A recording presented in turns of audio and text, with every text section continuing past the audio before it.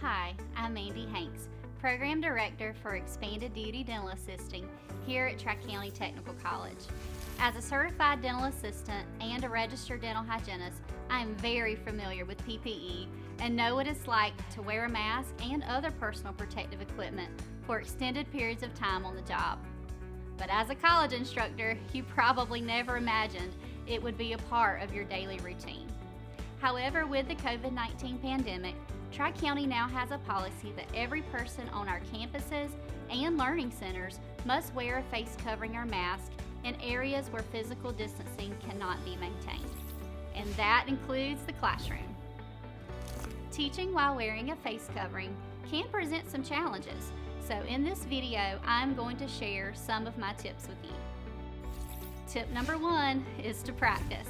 Practice putting on a mask or face covering of your choice, and then practice speaking for at least 3 to 5 minutes while trying to project your voice like you would during a classroom lecture.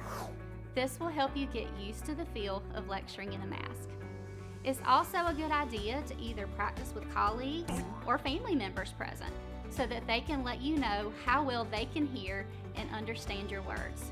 Or if you are alone, set up a recording device on the opposite side of the room where you are practicing so that you can play it back later to hear for yourself. Tip number 2 is to breathe. Learn to breathe from your diaphragm rather than just trying to fill up your lungs with your shoulders rising and falling and straining your vocal cords in order to be heard. Speaking from your diaphragm, where your belly moves in and out, will give you the breath support you need to project your voice to the class with less strain. Tip number 3 is to use a microphone for voice amplification. Using a mic during your lecture will allow your voice to be heard throughout the classroom without you having to strain so much. The Tri-County IT department will have this equipment available for you to use, so refer to the service desk to request this equipment. Tip number 4 is to pre-record mini lectures. Record portions of your lecture ahead of time without wearing your mask, and then play them back in the classroom to limit the amount of speaking you need to do in class. You will still be with your students and will be able to take questions and engage in discussion without wearing out your speaking voice during the lecture. Tip number 5 is to seal your mask.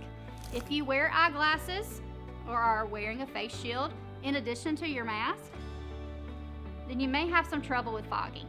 Be sure to seal the mask across the bridge of your nose and across your face to minimize fogging.